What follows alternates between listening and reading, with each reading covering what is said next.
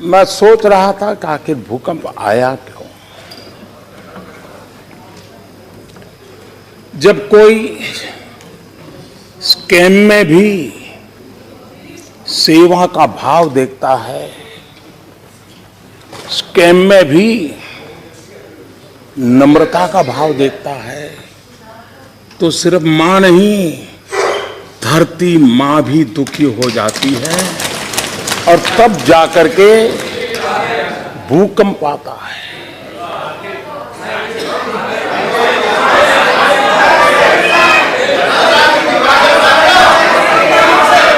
और इसलिए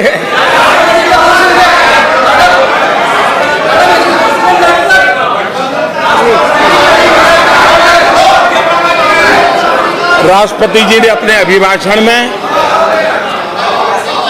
जनशक्ति का ब्यौरा दिया है। मल्लिकार्जुन जी कह रहे थे कि कांग्रेस की कृपा है कि अब भी लोकतंत्र बचा है और आप प्रधानमंत्री बन पाए। वाह, क्या शेर सुनाया।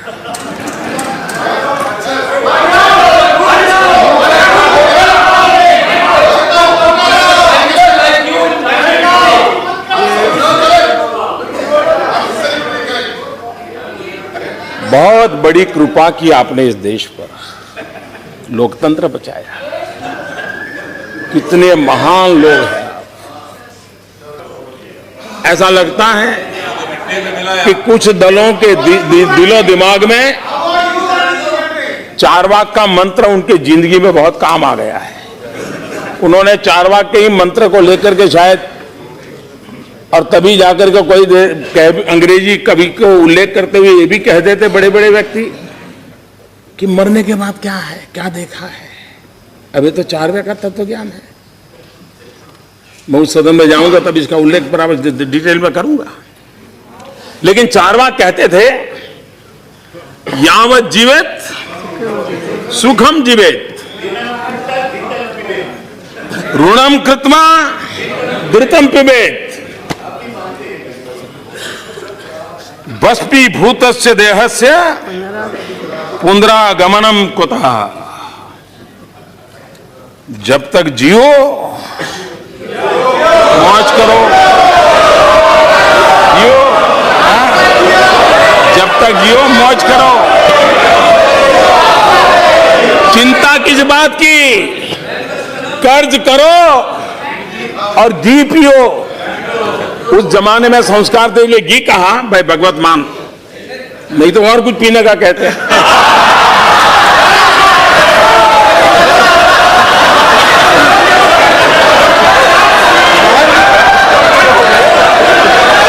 लेकिन उस समय ऋषियों ने, वहां संस्कार थे, उन्होंने घी पीने की बात कही थी। शायद आज का जमाना होता तो गुरुहत पीने की चर्चा करनी पड़ती। लेकिन इस प्रकार की फिलॉसफी से कुछ लोगों को लगता है कि जब अर्थव्यवस्था इतनी अच्छी चल रही थी तो आपने ऐसे समय ऐसा निर्णय क्यों किया। ये बात सही है। आप जानते हैं, अगर आपको कोई बीमारी हो और डॉक्टर कहता है भी ऑपरेशन करना है, ऑपरेशन बहुत जरूरी है, फिर भी वो कहता है पहले भाई शरीर ठीक करना पड़ेगा, डायबिटीज कंट्रोल करना पड़ेगा, डीकना कंट्रोल करना पड़ेगा, 7-8 दिन और मशवरा, फिर बाद में ऑपरेशन करते हैं। जब तक वो स्वस्थ नहीं होता है ऑपरेशन करना नहीं पसंद करता डॉक्टर, कितनी भी गंभीर स्थिति हो। डीमोनेटाइजेशन के लिए यह समय इतना पर्याप्त था कि देश की अर्थव्यवस्था तंदुरुस्त थी। अगर दुर्बल होती हम ये कतई सफलतापूर्वक नहीं कर पाते। ये तब सफल होता है ताकि अर्थव्यवस्था मजबूत थी। और इसी समय दूसरा, इसका समय, ऐसा मत सोचिए कि हड़बड़ी में होता है। इसके लिए मोदी का अध्ययन करना पड़ेगा आपको।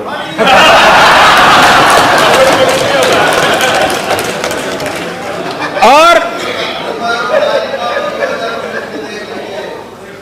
आप देखिए, हमारे देश में साल भर में जितना व्यापार होता है, करीब करीब उतना ही व्यापार दिवाली के दिनों में हो जाता है, यानी 50% दिवाली के दिनों में, 50% साल भर। एक प्रकार से पूरा उद्योग, व्यापार, किसानी, सब काम दिवाली के आसपास उसकी पीक पर पहुंच जाता है। उसके बाद नेचुरल लल पीरियड हमारे देश में हमेशा होता है।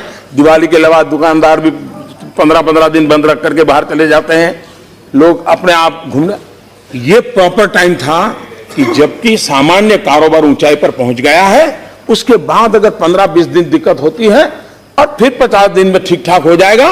और मैं आज देख रहा हूं कि जो मैंने हिसाब किताब कहा था उसी प्रकार से गाड़ी चल रही है। और इसलिए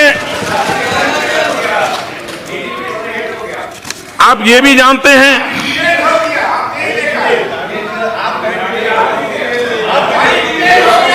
आप ये जानते हैं, एक जमाना था इनकम टैक्स डिपार्टमेंट की मर्जी पर, एक समय था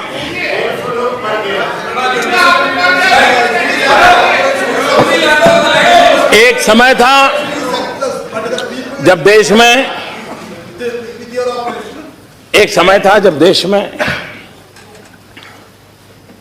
इनकम टैक्स अधिकारी मनमर्जी पड़े वहां जाकर के धमकते थे, और बाकी क्या होता था पुराना इतिहास को जो दोहराने की जरूरत नहीं है। नोटबंदी के बाद सारी चीजें रिकॉर्ड पर है, कहां से आया, किसने लाया, कहां रखा। अब उसमें से टॉप नामों को टेक्नोलॉजी के द्वारा, डाटा माइनिंग के द्वारा निकाल दिए गए हैं। अब इनकम टैक्स ऑफिसर को कहीं जाना नहीं है, सिर्फ एसएमएस करके पूछना है कि भाई जरा बताइए डिटेल क्या है। आप देखिए, किसी भी प्रकार का अफसरशाही के बिना जिसको भी मुख्य धारा में आना है उसके लिए एक अवसर प्राप्त हो चुका है। और मैं मानता हूं इससे बहुत क्लीन इंडिया, जैसे स्वच्छ भारत का मेरा अभियान चल रहा है, वैसा ही आर्थिक जीवन में स्वच्छ भारत का अभियान भी बहुत तेजी से आगे बढ़ रहा है। और बेनामी संपत्ति का कानून पास हो चुका है, नोटिफाई हो चुका है। और जदा खड़गे जी ने कहा वहीं पर सब कुछ है। अच्छा सुझाव आपने दिया है, हम भी कुछ करके दिखाएंगे। और जो भी सुन रहे हैं वो भी समझे और उसके प्रावधान पढ़ लें कि कितना बड़ा कठोर कानून है। जिसके पास भी बेनामी संपत्ति है उनसे मेरा आग्रह है, अपने चार्टर्ड अकाउंटेंट से जरा पूछ ले आखिर के प्रावधान क्या है। और इसलिए मेरा सबसे आग्रह है कि मुख्य धारा में आइए, देश के गरीबों का भला करने के लिए आप भी कुछ कंट्रीब्यूट कीजिए, आप भी कुछ कंट्रीब्यूट।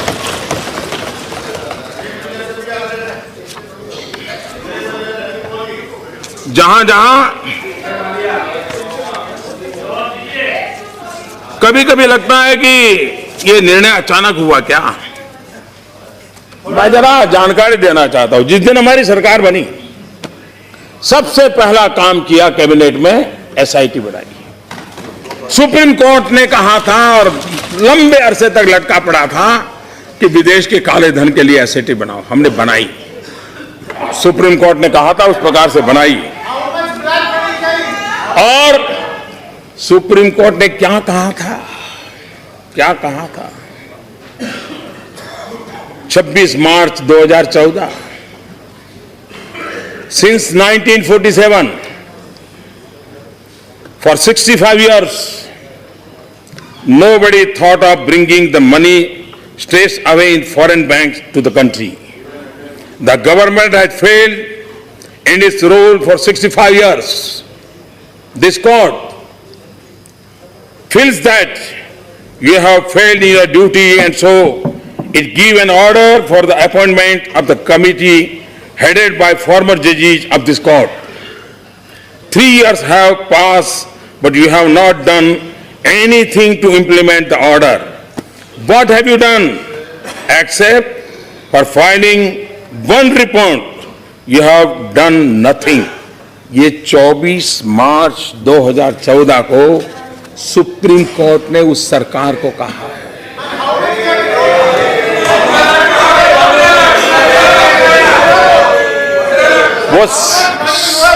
वही तो मैं कह रहा था, वो जमाना था तब आवाज उठती थी कितना गया अब आवाज उठ रही है कितना आया और आते रहेगा, आते रहेगा। आप देखिए एक के बाद एक देखिए, विदेश में जमा काले धन के खिलाफ नया कठोर कानून बनाया, प्रॉपर्टी जब्त करने की बात कही। इस बार भी बजट में एक नया कानून की बात कही गई है, सजा भी 7 साल से 10 साल कर दी। टैक्स हेवन जो थे मॉरिशस, सिंगापुर वगैरह, उस पुराने जो नियम आप बना करके गए थे उसको हमने बातचीत की, उनको समझाया, हमारी परिस्थितियां समझाई, उसको हम ले आए। हमने स्विट्जरलैंड से समझौता किया कि वो रियल टाइम इंफॉर्मेशन देंगे, कोई भी हिंदुस्तानी नागरिक पैसा रखेगा तो उसका पता चल जाएगा। हमने अमेरिका सहित कई देशों के साथ इस प्रकार के समझौते किए हैं, जहां भी हमारा कोई भी भारतीय नागरिक, भारतीय मूल का व्यक्ति पैसे रखेगा तो उसकी जानकारी भारत को मिलेगी। उसी प्रकार से प्रॉपर्टी बिक्री 20,000 से ज्यादा नगद नहीं, इसकी चर्चा हमने नहीं किया।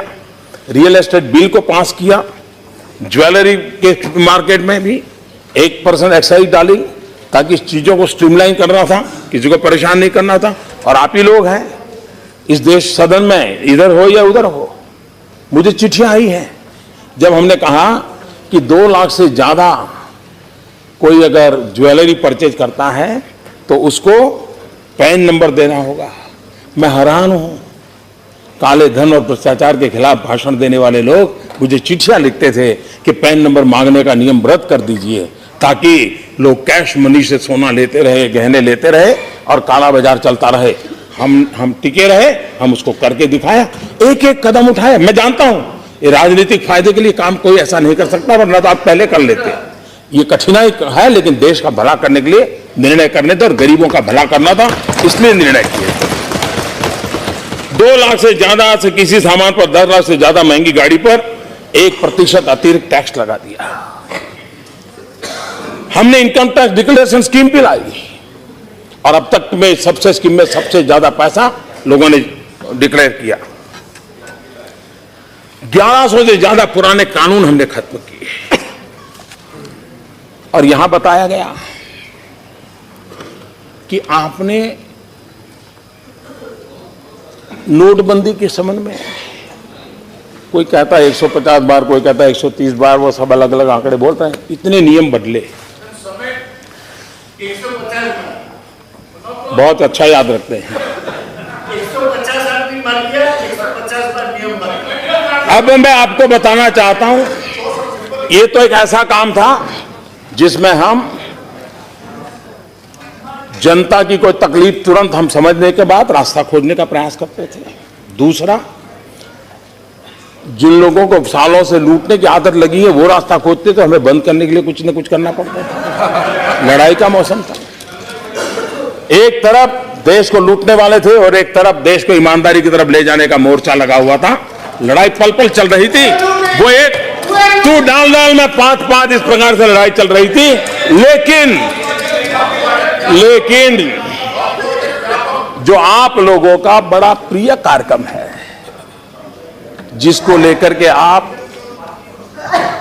बड़ी पीठ थपथपा रहे हैं, वैसे उसके लिए आपको हक नहीं है, क्योंकि जब इस देश में राजा रजवाड़ों का शासन था तब भी गरीबों के लिए राहत काम के नाम से योजनाएं चलती थी। उसके बाद भी हिंदुस्तान में फूड फॉर वर्क के नाम से कई योजना, 9 देश आजाद होने के बाद 9 प्रकार की अलग अलग नामों से चली हुई योजना चलते चलते चलते अब उसने एक नाम लिया जिसको मनरेगा कहते हैं। कई यात्रा करके आया हुआ है और हर राज्य में, जहां कम्युनिस्टों की सरकार थी उन्होंने भी पश्चिम बंगाल में किया था, जहां शरद पवार की सरकार थी महाराष्ट्र में किया था, गुजरात में भी जो कांग्रेस की सरकार, हर देश में किसी ने आजादी के बाद इस प्रकार के काम किए ही किए, हर किसी ने किए थे। तो कोई नई चीज नहीं थी, लेकिन नाम नया था। लेकिन देश को और आपको खुद को भी जान करके आश्चर्य होगा कि शांत रूप से इतने सालों से चली हुई योजना के बाद भी मनरेगा में 1035 बार परिवर्तन किए हैं। 1035 बार नियम बदले गए हैं। आप कभी अपने तो आईने में झांकिए, उस समय तो लड़ाई नहीं थी, इतने बड़े दबाव में काम करना नहीं था। क्या कारण था कि मनरेगा जैसा एक जो लंबे अरसे से चल रहा था, उसको भी आपको लाने के बाद 1035 बार उसमें परिवर्तन करने पड़े। और इसलिए नियमों में परिवर्तन किया। एक्ट तो एक बार हो गया, एक्ट 1035 बार परिवर्तित नहीं हुआ है। और इसलिए मैं आज You listen to the honorable Prime Minister ना? We have listened to you. हमने सुना है आपको, आप भी शांति से सुनिए। और इसलिए आज मैं आपको 40 मिनट के बजाय 1.25 घंटे मिल चुके थे बाबू। और इसलिए मैं कहना चाहूंगा, आज मुझे आपको काका हाथरसी की एक कविता के शब्द सुनाता हूं। काका हाथरसी के कविता के शब्द सुनाता हूं। और मैं काका हाथरसी को याद करता हूं तो कोई उत्तर प्रदेश के चुनाव के साथ न जोड़े, क्योंकि उनके हर चुनाव में काका हाथरसी की बात तो चलती रहती थी। काका हाथरसी ने किया था, काका हाथरसी ने कहा था, अंतरपट में खोजिए, अंतरपट में खोजिए, छिपा हुआ है खोट। अंतरपट में खोजिए, छिपा हुआ है खोट। और काका हाथरसी ने आगे कहा है, मिल जाएगी आपको बिल्कुल सत्य रिपोर्ट।